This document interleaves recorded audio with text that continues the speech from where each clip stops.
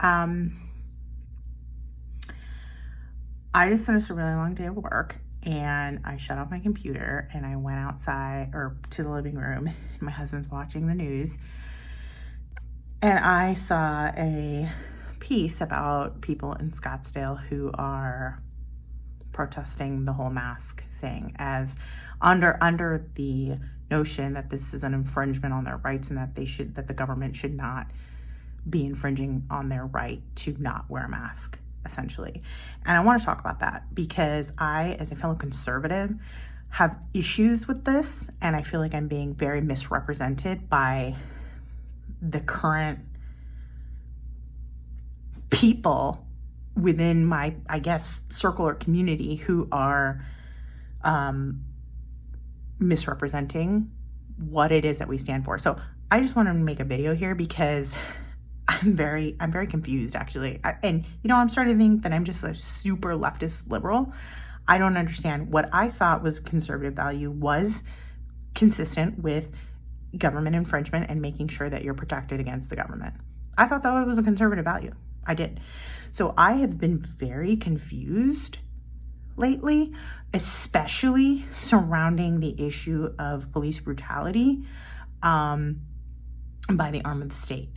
And I happen to think that there is a race issue tied to that it is being weaponized by, or there's opportunity for police to weaponize that against their own citizens. And when you can weaponize race, that's obviously very problematic. So I happen to believe that that's part of the issue here. However, if you're a conservative and you're saying, racism in the police doesn't exist and blah, blah, blah, I would disagree with that. However, if that's going to be your argument, the fact that you are conservative, the fact that you claim to hold traditional conservative values, you should absolutely want an appropriate check on the state or an arm of the state. I do not understand, and I continue to be confused on why there is a conflict between wanting an appropriate check on police and why that's being conflated and misinterpreted and misrepresented as a left liberal cause. And I think it's because Black people, members of the Black community, are raising the issue. That's truly what I think. And if that's the case, and you have a problem with the fact that Black people are raising this issue, then you need to really evaluate whether you're a racist, in my view. I feel like I had to say this. It is a conservative value to want an appropriate check on the state. And to drive this example home, let's use the Second Amendment. Do you know what the Second Amendment is? The Second Amendment exists not so that we can collect guns, which, by the way, I'm a very big proponent of the Second Amendment. It exists not so that we can collect guns and go shooting on the weekends and go duck hunting on the weekends. It is specifically written plainly in the Constitution that in order for citizens to form a well-regulated militia against an oppressive government, it is the right of the citizens to their right to bear arms shall not be infringed. But everybody always leaves that out. I'm so and do you know that effectively is your right to have a check on the government, on an potentially oppressive government. That's why the Second Amendment exists. The other amendment, similarly, which is a check on the government, is the Fourth Amendment, which is where police brutality flows from, which is the seizure part of the search and seizure protections under that amendment. So if you are a proponent of checks on the government, small government, limited government, you should be all for that, in my view. This is my personal opinion. And you can disagree with me. I'm sure many of you will. And just say, oh, she's a flying liberal now. And I really don't care. Because that, to me, there is no conflict between wanting a check on the government, an appropriate check on the government, and this whole notion that if you want that, you're against blue lives, that you're against police, that you're against the military. That is a cop-out in my view. I had come from a long line of military family, from my grandfather all the way on down. I have an uncle with a Purple Heart. They absolutely, those military men absolutely deserve all the respect for doing what they do and protecting our rights, including the Second and the Fourth Amendment and the First Amendment. Absolutely, we should respect them. However, when there is an opportunity for politicians or the executive power to turn the military against us, that's what our Constitution is there for. I was outraged when President Trump said, we're going to call in the military. I understand there's a need for order. I understand the riots were getting out of control. I get it. But it's not like we have not faced this in our history before. Where was the cities, especially here in Phoenix? I was very disappointed that we had 4 days of protests and it was turning into rioting. And on the fourth day, our police here in this city, in multiple cities throughout the state, were not prepared for the rioting that was occurring and the looting. And there is no excuse for that. But we should have never gotten to even a conversation about the military having to be part of coming down and turning against its own citizens. Where have we gone wrong? And all of my Republican friends should have had an absolutely charged issue with that statement of the government or the military being turned against its own citizens in order to create order. When I think of that, I think of conjures up memories of studying Tiananmen Square and the Green Revolution in Iran, where the government literally used its military on its own citizens and killed them because they were speaking out against their government. Is that what we're saying now? Is that if we're Republican, that's what we want? That's not me. That's not going to happen on my watch. People like this are not going to represent me in that way. And then to come around and say, oh, the government infringement issue that I'm going to choose to take up is not police brutality, is not the president and the executive power turning military against our own citizens, potentially. It's the fact that they're telling me I have to wear a mask when we're in the middle of a pandemic crisis.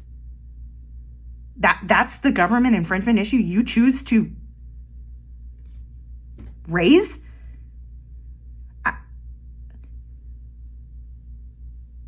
You are outside of your mind if you think that is consistent with conservative values, that you can go around and raise that issue and be completely silent, or even worse, against the police brutality issue, or the fact that, or cheering Trump as he says we're going to turn our military against our own citizens if they don't get an order, and telling all of the governors that they're weak because that's not an option for them.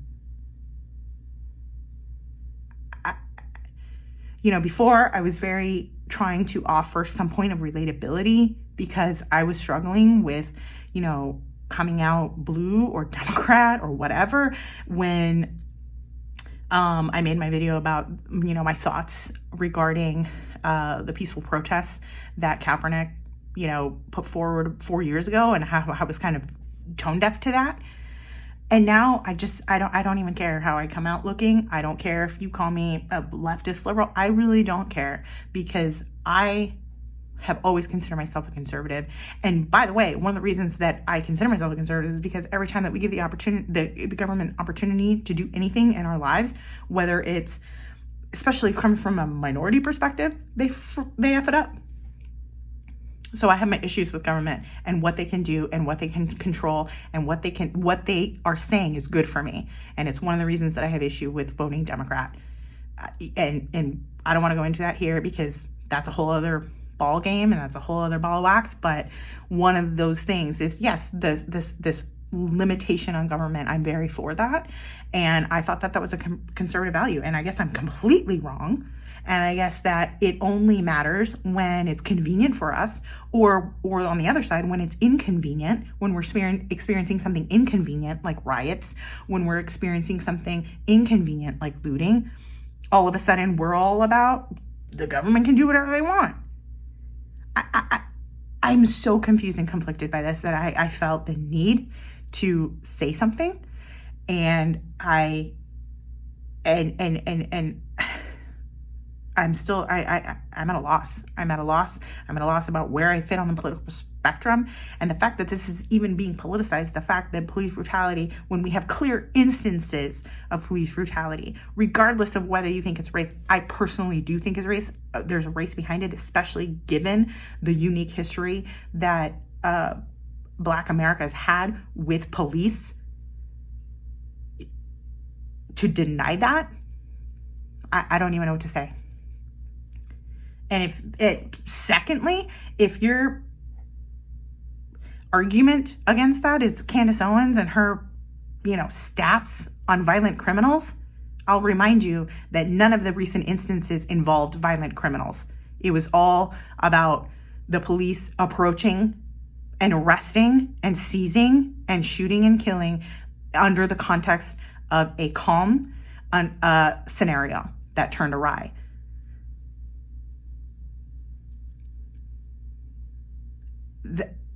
If you're using Candace Owens as something to further your political agenda on this issue, and I actually agree with her on a lot of other issues, so we won't go into those, but on this issue, I think she has it wrong. And if that's your,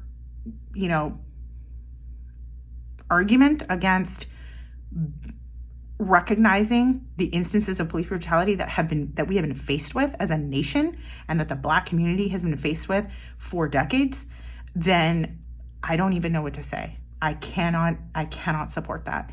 And her use of statistics and this, and I'm talking about violent criminals. Well, we're not. Nobody's talking about violent criminals. None of the people that were killed were detained because they were committing a violent crime at the time. Now, maybe they had a bad criminal history. Again, doesn't matter. From the police perspective, does not matter and should not matter at the time of arrest. And to think that you can justify a killing of a human being based on the fact that they have prior criminal history, you are outside of your mind if you think that that's something that you can cling on to so that you can make this part fit into your political box and make it part of your political agenda. That is ludicrous in my view. And I continue to think that I am not even Republican, because I don't feel represented as a Republican adequately at all in any level of politics, whether it be the federal level, in both Congress and in the executive, and at the local level.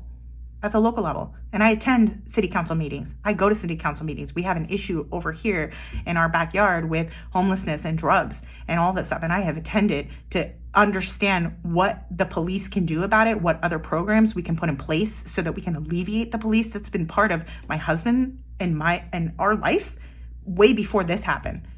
So people who are going to start coming to me, oh, you're just, loudmouth and you're just, whatever, what I can already hear all of the backlash that I'm going to get from this fucking freaking video. Excuse my French. I'm just a little charged right now. I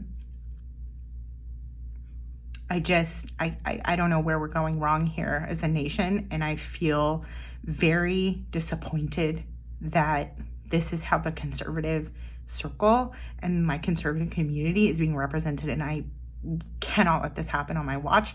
And I just feel the need to speak out about this because it's beyond me. So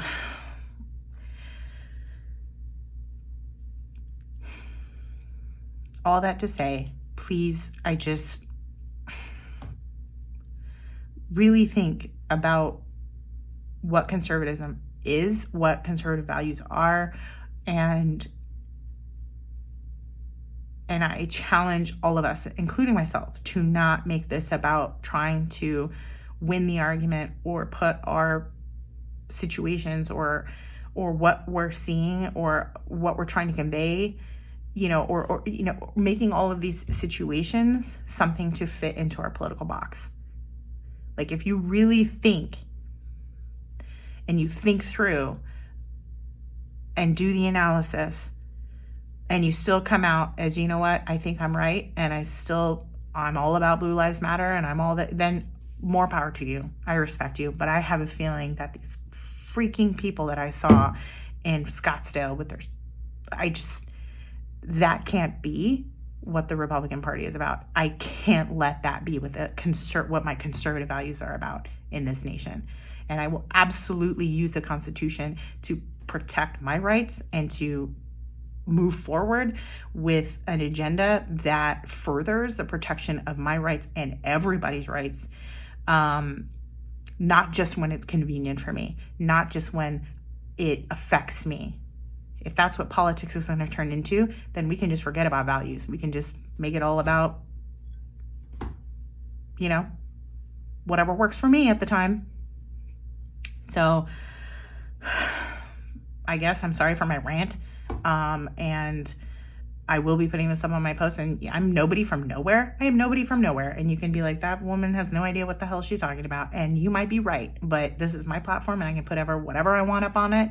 And this is what I'm going to post because this is ridiculous. And I tried to go back to just being like, oh, let me put my selfie on, let me take a cute picture with my husband, and not get into political fights anymore because it's not worth it. And really, whose mind am I going to change? And I went through that whole analysis. But after I saw that freaking protest in Scottsdale, I feel the absolute urge and need and necessity and duty to speak out to make sure that not all of us are represented by these people. So, thanks. Bye.